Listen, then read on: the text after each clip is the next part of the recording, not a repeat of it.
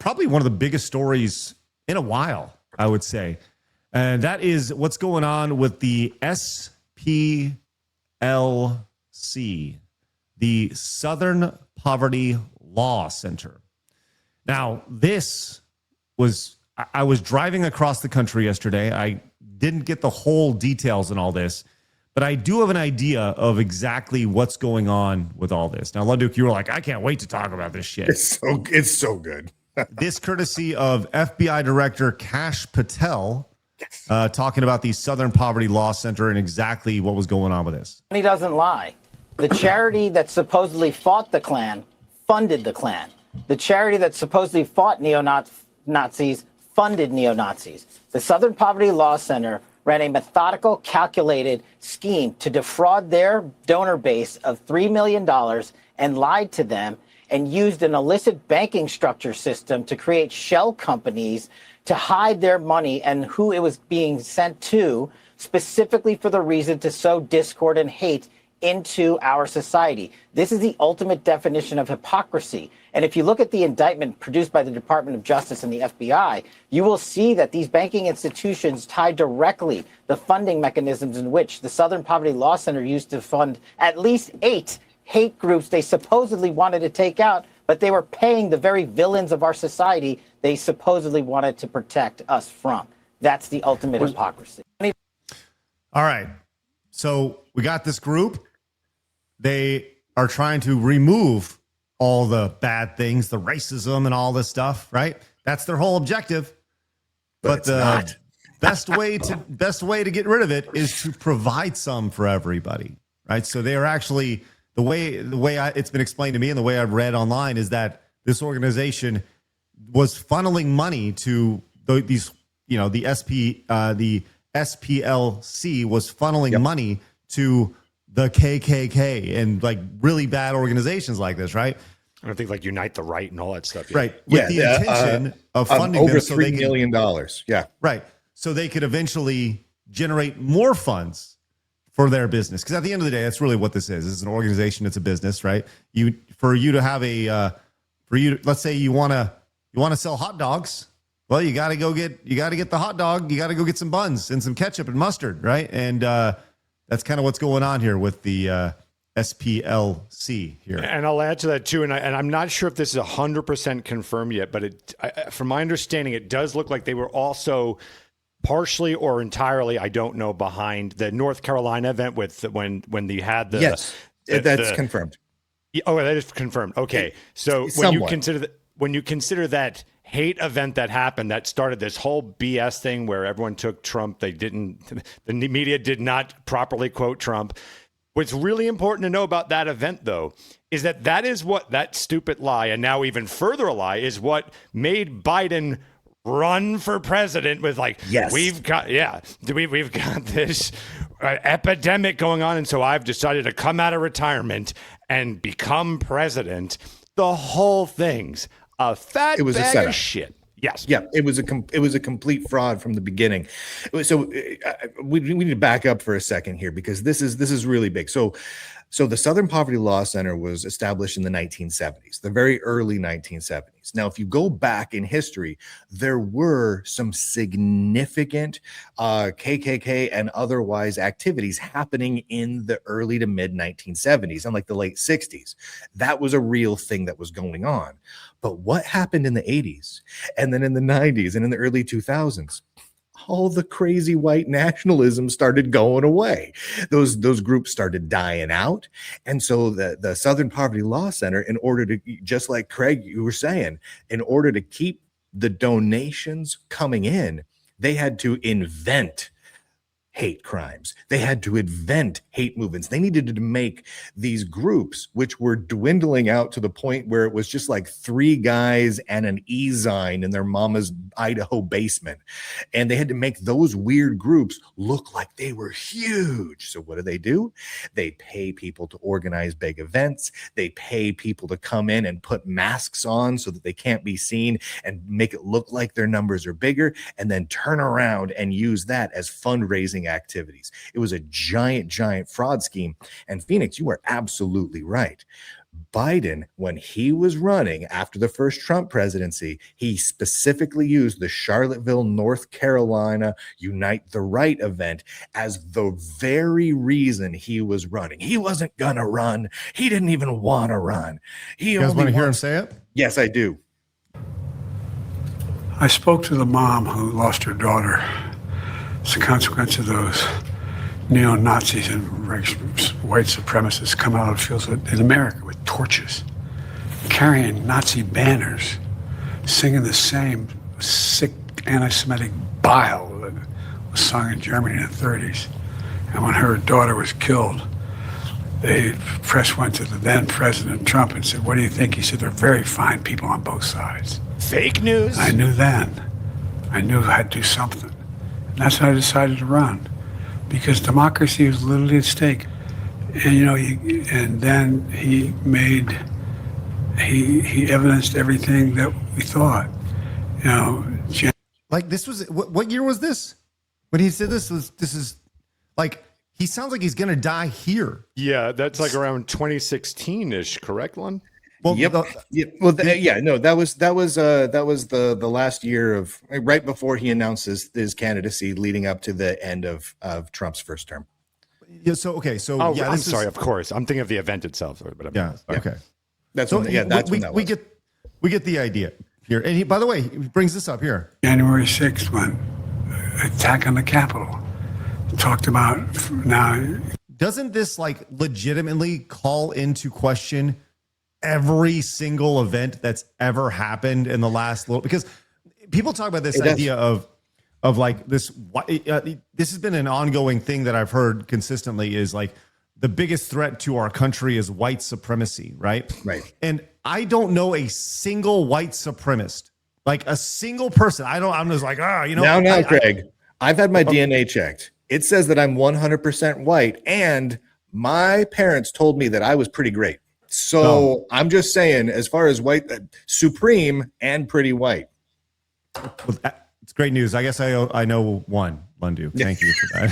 and I just also want to add just how horribly evil all these people are. You take away this new thing that we're finding out about the SPLC, like you take that away, is that Trump they didn't finish the quote. Every media outlet never very finished fine the quote. people. Yeah. Right. The very fine people hoax. So from top to bottom, this is a shit show. And just a reminder that the people on that side are actually potentially debatably actually retarded, because if you just watch the clip, you find out very quickly, oh, everyone's just lying to me. They're all just blatantly lying. It's right there in living color. You can just watch it. And you can see the actual results of doing this. So, for example, the Southern Poverty Law Center in 2016, before the Charlottesville rally, took in $51 million. In the same year, at 2017, after the Charlottesville rally that they funded, they brought in $133 million. Wow. So they brought in an extra $81 million.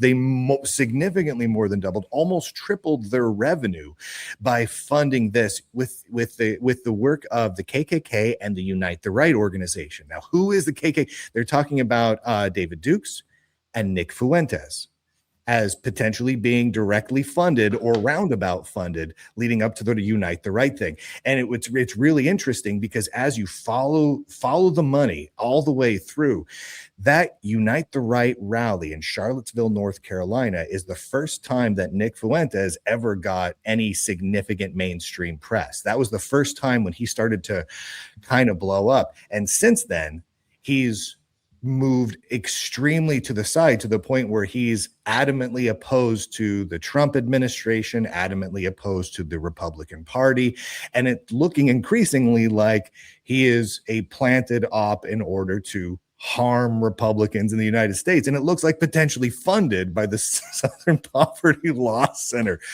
This story is massive.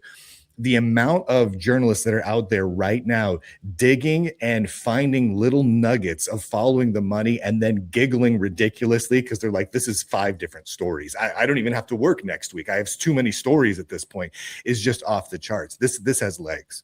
It's going to be absolutely massive. And the SPLC is not the only one doing this sort of thing, but the fact that we've got the FBI pushing it and digging it and everyone is pulling on every loose thread they can find means all of it's going to start to come unraveled. It is so terribly exciting. I love it. As the kids would say, I'm here for it.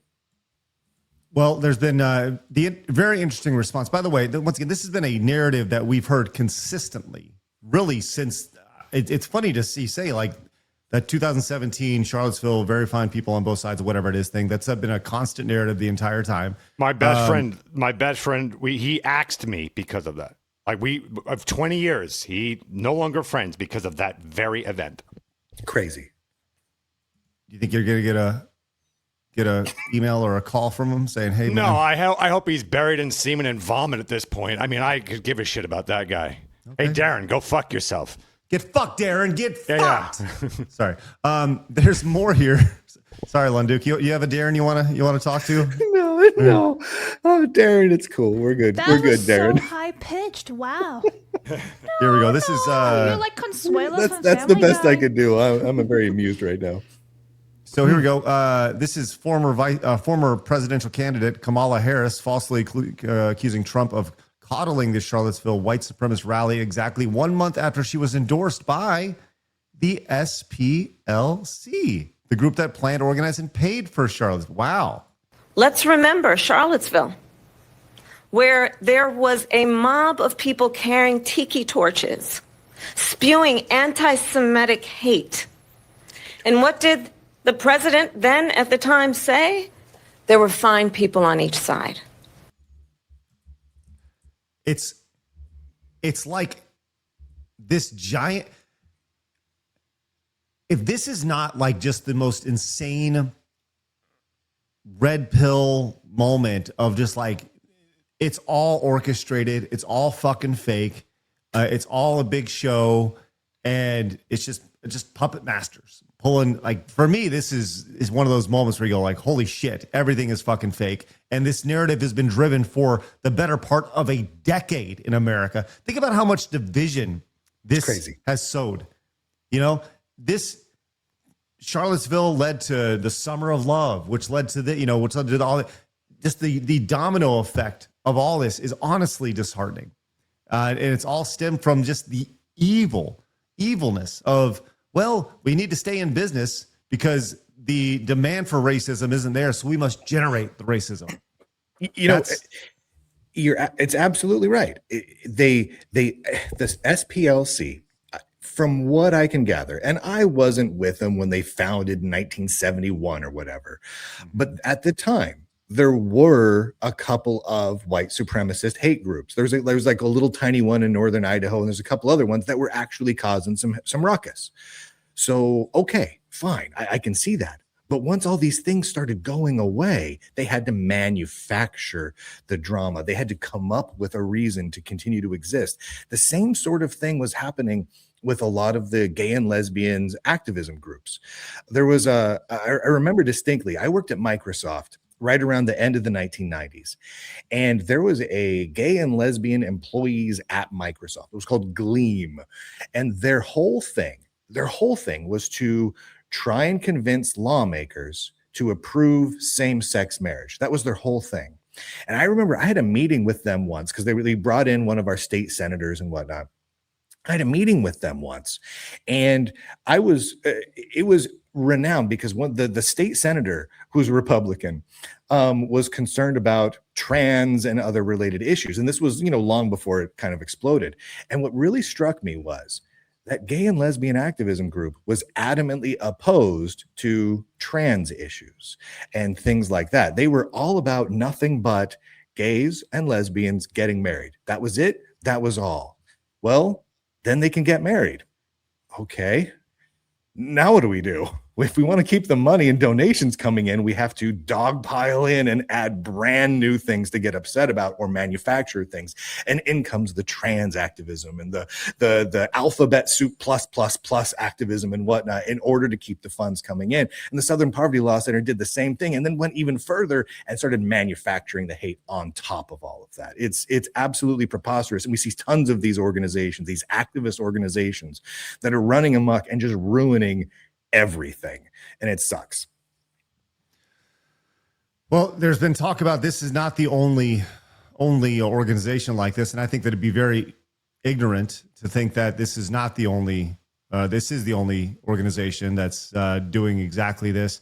There was some bad news, though. Unfortunately, this is courtesy of the Babylon Bee. Bad news for the KKK, as after they losing funding, they have to buy the robes off of Temu, which very, very small robes. Just so sad to see all the white supremacists. I want to take a moment here because I love the fact that when we're imagining the KKK, we imagined a bunch of plaid shirt guys and camo hats and whatnot.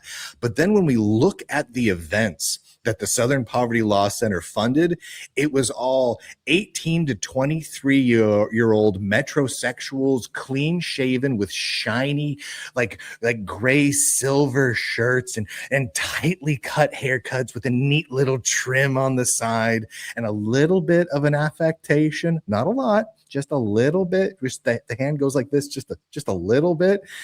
And over again, those are the people that the Southern Poverty Law Center sent to pretend to be KKK members, the Nick Fuentes types where they're gay but not gay, etc. That's what they're doing. And yet when we all think about KKK members, we think of like old white guys with grizzly beards. But apparently that's not the case. Apparently it's leftists who are metrosexual. Who knew? Shocking. Yeah. It's the uprising. It's the new generation of young white men who just want to hate. Because that's what they've been bred. It's the white supremacy. This is kind of interesting here. Charlie Kirk tweeted, and it's real interesting to go back and look at Charlie Kirk's tweets. He tweeted in February 2023, the SPLC is a hate group, right here. This from Skeletor. Me logging to Blue Sky to tell the lefties they've been funding the KKK. Over here is running away, saying it, then just running away from the mob, which is outstanding. And then we have this amazing skit right here from this is Ryan. What's his name? Ryan what? What's his name? Ryan Long. Ryan Long. Yes, yep. Ryan Long. This is just the SPLC business model. This is back with Antifa and the window repair. Hi, I'm Don. And I'm Ron, and we are members of Antifa. But what you don't know is that we're also the founders of Not Antifa Window Repair. If you ever need window repair, I got a bit of a suspicion you will. So we realized that by living this double life, we were able to create the demand for our own services. We organize and cause riots, which then cause damage that creates customers. Then we take our costumes off, Clark Kent style, and show up first on the scene to get the business. The bad people out there, so. Yeah. Stuff happens, stuff's going to happen. Capitalism by day, communism by night. Ooh, that's a nice. We saw the media and corporations all benefiting from the protests, and we thought, why not us? Break us off some of those protest dollars. Put a rock through this window, put a rock on my wife's hand. Put my kids through college. Some say Antifa's just an idea, but to me, it's $1 billion idea. I think that guy's gonna break that? Nah, probably just a window shopper. You want to put this on the Tuesday protest or the Thursday? Tuesday protest. Single pane, too. See, they cheaped out. Yeah, the window repair game's a little like the tow truck game. You want to be first on the scene. Yeah, and it helps to know where that scene's going to be, if you catch my drift. We usually come a couple hours before the unrest and take these bad boys down. Yeah. Pretty genius. Absolutely genius right there. And that's exactly what it looks like in this situation. It comes down to supply and demand. And they were definitely creating their own supply in this situation. It's honest. It's like, it's so disheartening to see just how broken people are. Totally broken. I mean, I really don't know. I mean, Phoenix, you got anything on that? Anything just to close out that segment? Well, I mean, for me, what I'm really interested in is, look, back then when we knew that the very fine people thing was a hoax, we knew that. but that we were able to usher in a president based off of that, and a whole party of people, or a good portion of them, that believed in that, contrary to evidence of just literally watched the clip for 4 seconds, didn't see it. To this day, they still quote it. And right now, you have this major news, and let's assume it's all true and accurate. How many of them will be aware of it? Probably none, because again, all of that media that they own will not tell them anything, or they'll rephrase it, or they'll word it in a way that makes it a little differently and probably somehow makes it Trump's fault. Wouldn't be surprised by that. So that's what I'm really interested to see. We've always known this. To some degree, we may not have known the exact actual nuts and bolts of it, but we understood it. We knew. Now, I now want to see, how do they react to it? Or do they even react at all? Do they even know about it? That's what I want to find out. Yeah, and this is one of those things that there's a guy named James Klug. I did an interview with him. I don't think it's actually ever been released, but great dude. He goes out and does man on the street interviews, and he does a lot of them in California. He's really calm, talks to people, and oftentimes they have no idea that this stuff is being talked about, that this stuff even happened. Yeah. Right? So what a crazy ass story, man.